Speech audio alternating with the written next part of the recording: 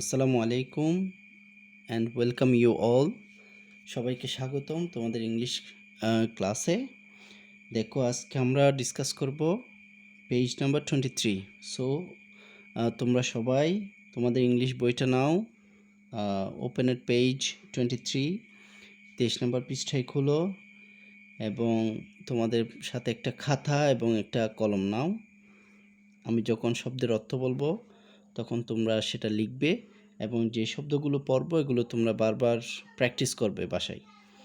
দেখো, এখানে প্রথমেই লেখা আছে listen to the recitation of the poem. Listen to মানে শুনতে পাওয়া বা শুনো, দ্য রিসাইটেশন, রিসাইটেশন শব্দের অর্থ হচ্ছে আবৃত্তি, অফ দ্য পোয়েম, পোয়েম হচ্ছে কবিতা, ইফ কবিতার নামই হচ্ছে ইফ, গিভেন বিলো নিচে দেওয়া আছে, গিভেন বিলো মানে নিচে দেওয়া, অ্যান্ড প্র্যাকটিস ইট এবং এটা প্র্যাকটিস করো, অনুশীলন করো, in pairs or groups, pairs or গ্রুপসে মানে পেয়ার্স হচ্ছে জোড়ায়, গ্রুপস হচ্ছে দলে, এটা প্র্যাকটিস করতে হবে, অনুশীলন করতে হবে। লেটার পরবর্তীতে কি করবে, রিসাইট ইট, এটা আবৃত্তি করবে, ফর দ্য হোল ক্লাস মানে সবার সামনে, পুরো ক্লাসে, সম্পূর্ণ ক্লাসে সবার সামনে রিসাইট করবে। রিসাইট শব্দের অর্থ হচ্ছে আবৃত্তি করা, রিসাইটেশন হচ্ছে আবৃত্তি, এটা নাউন, এটা ভার্ব, এটা নাউন, এটা ভার্ব। এখন আসো কবিতাটা আমরা একটু পরে দেখি। ইফ, ইফ শব্দের অর্থ হচ্ছে যদি। রুডিয়ার্ড কিপলিং এটা ইফ কবিতাটি লিখেছেন Rudyard Kipling. If you can make, তুমি যদি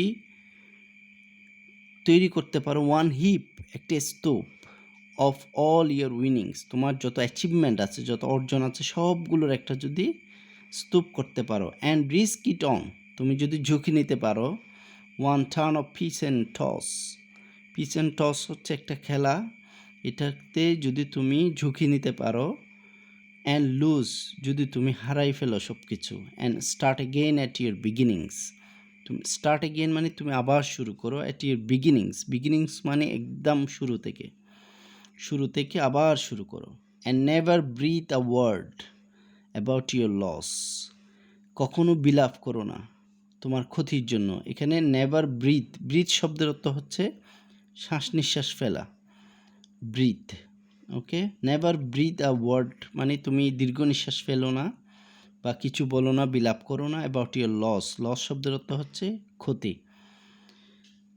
if you can force your heart and nerve and sinew, if you can force, তুমি যদি জোর দিতে পারো, ইয়োর হার্ট তোমার হৃদয়কে, মনকে, অ্যান্ড নার্ভ স্নায়ুকে, অ্যান্ড সিনিউ তোমার মাংসপেশিকে, to serve your turn long after they are gone, to serve your turn মানে তোমার পক্ষে কাজ করতে, লং আফটার দে আর গন এগুলো যাওয়ার পর, অ্যান্ড সো হোল্ড অন ধৈর্য ধরো, তুমি অপেক্ষা করো, ওয়েট করো, when there is nothing in you, যখন তোমার কাছে কিছুই নেই, অ্যাকসেপ্ট দ্য উইল, ইচ্ছা ছাড়া, তোমার কাছে অ্যাকসেপ্ট অর্থ ছাড়া বা ব্যতীত, দ্য উইল, উইল অর্থ হচ্ছে ইচ্ছা, will, which says to them যেটা তাদেরকে বলে, হোল্ড অন তুমি ধৈর্য ধরো, যেটা তাদেরকে বলে ধৈর্য ধরতে, ঠিক আছে।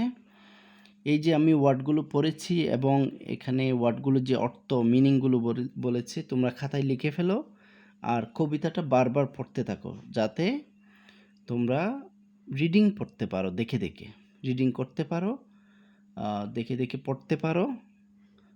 তোমাদের অনেকে দেখে দেখে পড়তে সমস্যা হয়, উচ্চারণের সমস্যা হয়, তোমরা এটা বারবার প্র্যাকটিস করো।